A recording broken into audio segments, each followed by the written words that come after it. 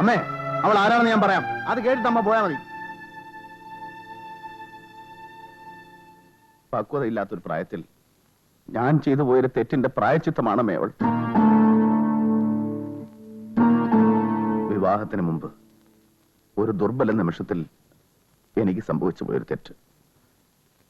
ആ തെറ്റിന്റെ ഫലം എന്റെ മകളാണമ്മേ അവൾ.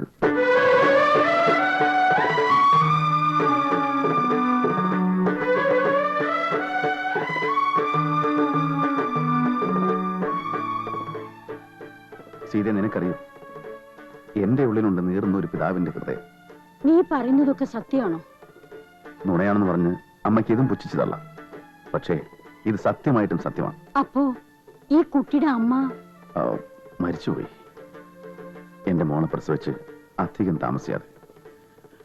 അവളോട് എനിക്ക് നീതി കാണിക്കാൻ കഴിഞ്ഞില്ല. പക്ഷേ എന്റെ മോളെ ഞാൻ ഉപേക്ഷിച്ചില്ല. അവളെ ബോർഡിംഗ് നിർത്തി പഠിപ്പിച്ചു. പക്ഷേ ഞാനാണ് അച്ഛനെന്ന് അവൾക്കറിയില്ല. അന്യനെ പോലെ ദൂരെ നിന്നു അവളെ കാണാൻ വേണ്ടി മാത്രമാണ് ഈ എസ്റ്റേറ്റ് വാങ്ങിച്ചതും നാടും വീടും ഉപേക്ഷിച്ച് ഇവിടെ വന്ന് താമസിക്കുന്നു. ഇതൊക്കെ ഞാൻ മറച്ചു വെച്ചത് തെറ്റാണെന്ന് എനിക്കറിയാം. അമ്മേ, പൊറുക്കാനാവാത്ത തെറ്റാണ് ഈ മകൻ ചെയ്തതെങ്കിൽ അമ്മയ്ക്ക് എന്നെ വിട്ടിട്ട് പോവാം.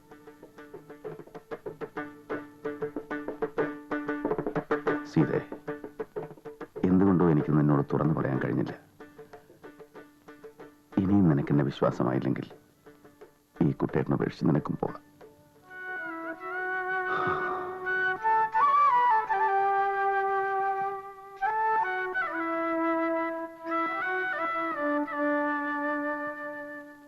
മോളെ, തെറ്റുപറ്റാത്ത മനുഷ്യരുണ്ടോ? എന്റെ മോൻ അത്ര നെറുകെട്ടവനല്ല. അവനെ ഞാൻ അങ്ങനെ വളർത്തിയിരിക്കുന്നത്.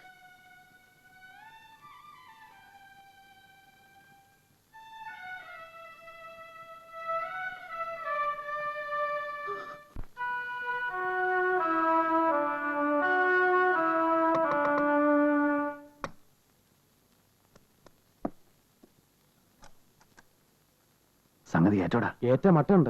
അല്പ കടന്ന കൈയായി പോയി. പിന്നെ ഞാൻ എന്താ ചെയ്യാ? എല്ലാം ഗുരുവായൂരപ്പനെ സമർപ്പിച്ചിട്ടാണ് ഞാൻ തുടങ്ങിയത്. ഭഗവാൻ നാവിൽ തോന്നിച്ചു, ഞാനതങ്ങ് പറഞ്ഞു.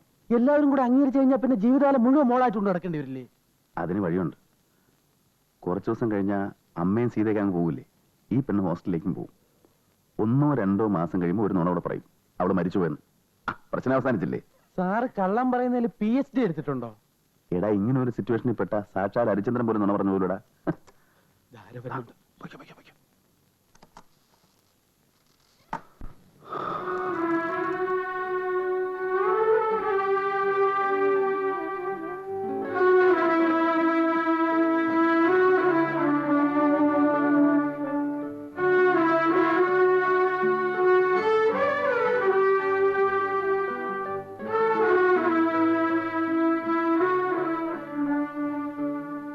എന്തിനാ കുട്ടേട്ട എന്നോട് ഈ കാര്യം മറച്ചു വെച്ചത്? ഞാൻ അവളെ തള്ളി പറയുമെന്ന് വിചാരിച്ചോ? ഞാനങ്ങനെ ഭയന്നു. കുട്ടേട്ടന്റെ അല്ലെങ്കിൽ സീതയുടെ മാത്രമായിട്ട് നമുക്ക് എന്തെങ്കിലും ഉണ്ടോ? കുട്ടേട്ടന്റെ മോള് എന്റെയും മോളല്ലേ, എന്റെ സ്വന്തം.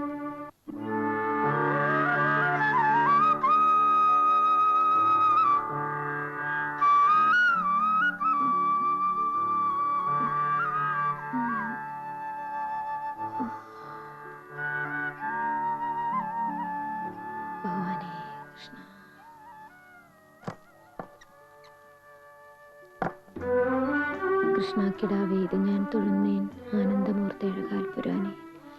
എപ്പോഴും മുമ്പിൽ തിരുമേനി കാണുവാൻ തക്കൊരു കണ്ണിന് അരുളീട് വേണം. ജഗന്നിവാസ കരുണാമരാനേ മുകുന്ന ഭക്തപ്രിയ വാസുദേവ. ജഗന്നിവാസ കരുണാമരാനേ മുകുന്ന ഭക്തപ്രിയ വാസുദേവ. വരുന്ന രോഗങ്ങൾ അകന്നു പോകാൻ വരം തരണേ ശ്രീ ഗുരുവായൂരപ്പ.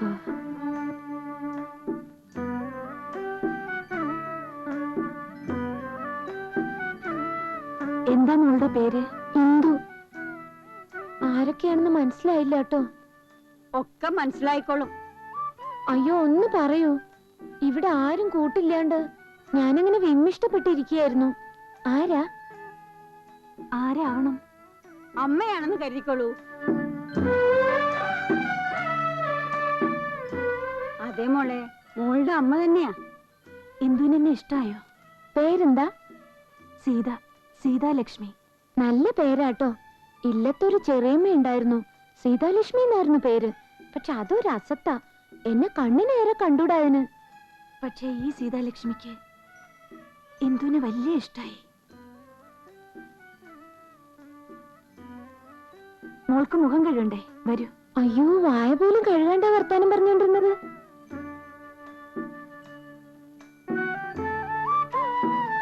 സംസാരവും രീതിയൊക്കെ കണ്ട കൊച്ചു കുട്ടികളുടെ മാതിരിയാ. ഒരു ഇല്ലത്ത് ജനിച്ചതല്ലേ, ആ ഒരു ഗുണം ഉണ്ടാവാണ്ടിരിക്കുമോ? അതും ഒരു തമ്പുരാട്ടിയില്. അല്ലാതെ ഒരു സാധാരണ സ്ത്രീയെ എത്ര സുന്ദരിയായാലും കുട്ടനൊരു തെറ്റ് പറ്റുന്നു തോന്നുന്നുണ്ടോ നാരായണ?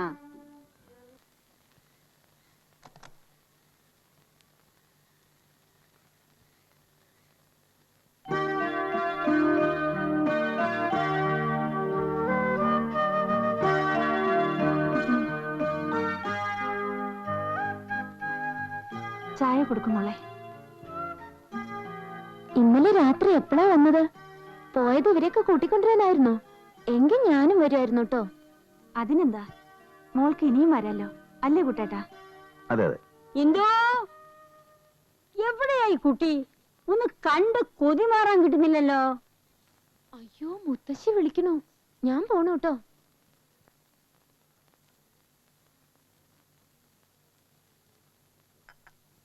നമ്മുടെ മോള് നല്ല സുന്ദരിയാണല്ലേ? അതെ അതെ. കുട്ടേട്ടന്റെ ചായയാണെന്നാ അച്ഛൻ പറയുന്നത്. എനിക്കത് തോന്നുന്നില്ല. അമ്മയെപ്പോലെയാകുമല്ലേ? അവളുടെ അമ്മ ഇത്ര സുന്ദരിയായിരുന്നോ? ആ, ഏതാണ്ടതൊക്കെ പോലെ. കുട്ടേട്ടാ, കുട്ടേട്ടൻ എന്തിനാ നെർവസ് ആവുന്നത്? എനിക്കതിൽ ഒട്ടും വിഷമമില്ല. ഇങ്ങനെയൊക്കെ ഉണ്ടായതില് ഇപ്പൊ ഞാൻ സന്തോഷിക്കുക. എന്തായിരുന്നു അവരുടെ പേര്?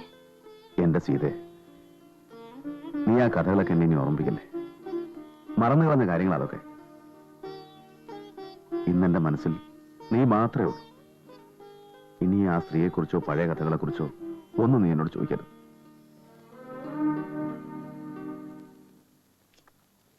ആ നോട്ടവും ചിരിയും വർത്താനവും ഒക്കെ കുട്ടിനെ കൊത്തി വെച്ചിരിക്കുന്ന പോലെയാ, അല്ലേ നാരായണ? നല്ല ചായയുണ്ട്.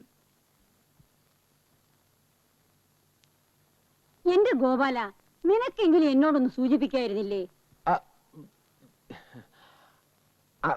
എങ്കിൽ എന്റെ കുട്ടി ഹോസ്റ്റലിൽ വളരേണ്ട വല്ല കാര്യമുണ്ടോ? മോള് അച്ഛന്റെ തറവാട്ടിലേക്ക് പോരുന്നുണ്ടോ? എനിക്ക് അച്ഛനും അമ്മയും ഇല്ല. എന്റെ ഈശ്വര, എന്റെ കുഞ്ഞാരില്ലാത്തവരെ പോലെയാണല്ലോ വളർന്നത്. ഈ കുട്ടൻ ഇത്ര ദുഷ്ടനായി പോയല്ലോ. അച്ഛനാണെന്ന് പറഞ്ഞാൽ എന്താ, ആകാശം ഇടിഞ്ഞു വീഴുവോ? മോക്ക് അച്ഛനുണ്ട്, അമ്മയുണ്ട്. അച്ഛന്റെ വീട്ടിലാ മോളിപ്പോ ഇരിക്കുന്നത്. മോളുടെ അച്ഛമ്മയാണ് ഞാൻ. എന്റെ കുട്ടന്റെ മോളാ നീ. സത്യാണോ ഈ പറഞ്ഞത്? അതെ മോളെ, പ്രസവിച്ചില്ലെങ്കിലും മോളുടെ അമ്മയാണ് ഈ നിൽക്കുന്നത്.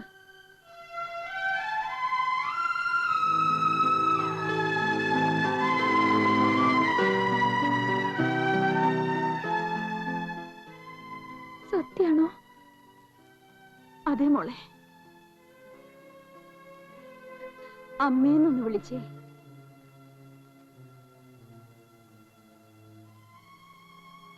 അമ്മയെന്നൊന്ന് വിളിക്കും മോളെ.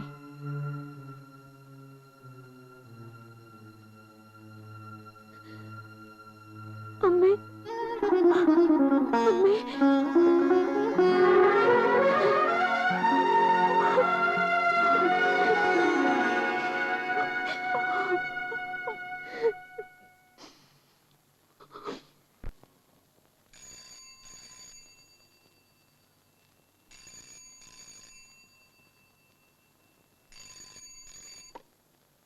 Yes, Vishnu speaking. ആ ഞാനാ തോമസ് ചാക്കോ. ഇപ്പൊ എത്തിയേ ഉള്ളൂ. പിന്നെ എങ്ങനെയുണ്ട് കാര്യങ്ങള്? കാര്യങ്ങള് അത് പിന്നെ ഞാൻ നേരിട്ട് പറയാം. താനെന്താ ഉരുളുന്നേ? ആഴ്ച വന്നു കഴിഞ്ഞു, നീ എന്റെ ഊഴവാ. ഞാൻ എപ്പോഴാ വരണ്ടേ? ഞാൻ വിളിക്കാം. ആരാ? എൻ്റെ ഒരു ഫ്രണ്ടാ. ഞാനിന്ന് വീട്ടിലേക്ക് പോട്ടെ? ആ അത് നന്നായി. അല്ല പിന്നെ സീതേ, നീ പോകുന്നതിൽ എനിക്ക് വിഷമമുണ്ട്. വീട്ടിലാരും ഇല്ലാത്തതുകൊണ്ട് എങ്ങനെയാ പോണ്ടെന്ന് പറയാ.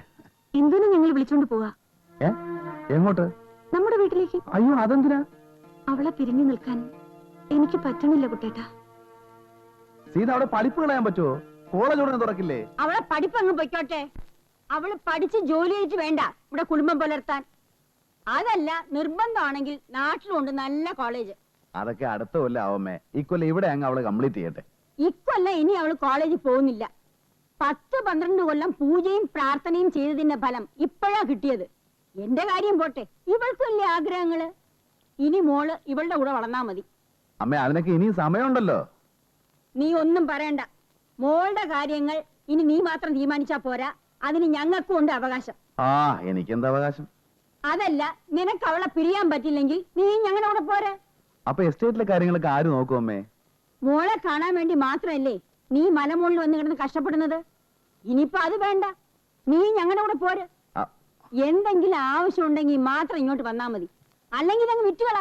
അമ്മ എന്തറിഞ്ഞിട്ടാ ഈ പറയുന്നത്? അതൊന്നും ശരിയാവില്ല. ഞാൻ പറയുന്നത് അനുസരിച്ചാ മതി.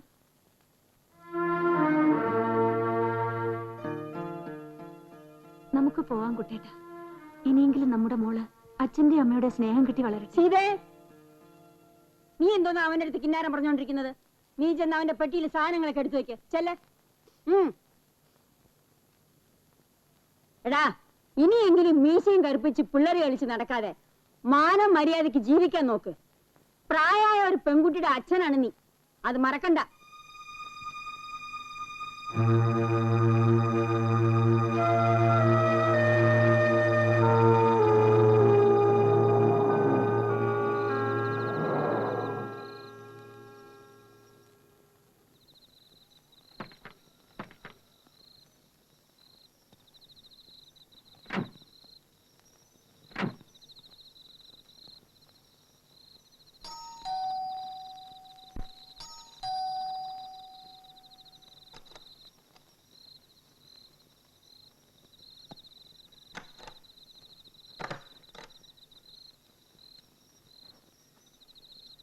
സാറ് നാട്ടിൽ പോയിരിക്കുക.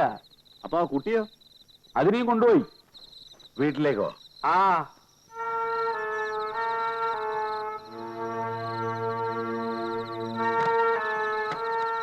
ഭയങ്കര. അയാൾ ആള് കൊള്ളാമല്ലോ.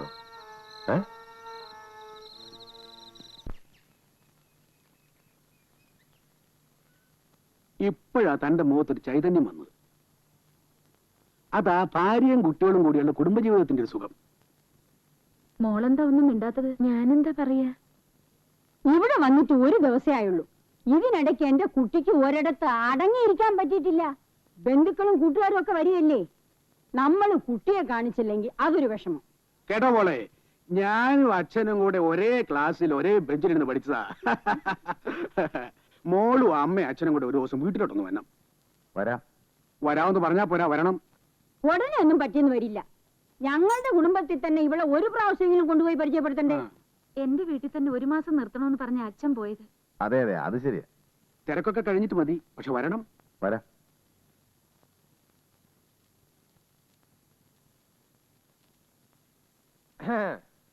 എന്താടാ? എന്തു പറ്റി? അത്താഴമൊന്നും കഴിച്ചില്ലെന്ന് ചേച്ചി പറഞ്ഞു. ബുദ്ധിയുള്ള പൊന്മാൻ കിണറ്റിലെ മുട്ടയിടൂന്ന് പറഞ്ഞ പോലെ ആയല്ലോ. ഗ്ലാമറൊക്കെ പോയല്ലോ സാറേ. നര കുറേശ്ശെ തെളിയുന്നുണ്ട് കേട്ടോ. ഇനിയിപ്പോ കുഴപ്പമൊന്നുമില്ല, ലൈസൻസ് ഉള്ള തന്തയായില്ലേ. പറഞ്ഞു പറഞ്ഞപ്പോ ഒരു തന്തയായ ഫീലിംഗാ. എങ്ങനെ ഒന്ന് തലയൂരും എന്റെ കൃഷ്ണ? വല്ല വഴിയുണ്ടോടാ? വഴിയുണ്ട്, പെരുവഴി. സത്യം പറഞ്ഞാ കൊച്ചമ്മയും ചേച്ചിയും നമ്മളെ രണ്ടുപേരെയും അടിച്ച് പെരുവഴിയിൽ ഇറക്കും. ആ തോമാച്ചനും നായരും കൂടിയുള്ള ചുറ്റിത്തിരിലെ കണ്ടപ്പോഴേ ഞാൻ വിചാരിച്ചതാ. അപ്പൊ നമ്മൾ പുറത്ത്. നമ്മൾ വെറും ഡ്രൈവർ അല്ലേ? അനുഭവിച്ചോ? ഇപ്പൊ നാട് മുഴുവൻ അറിഞ്ഞില്ലേ വെറും 31 വയസ്സുള്ള അവിവാഹിതനായ യുവാവിന്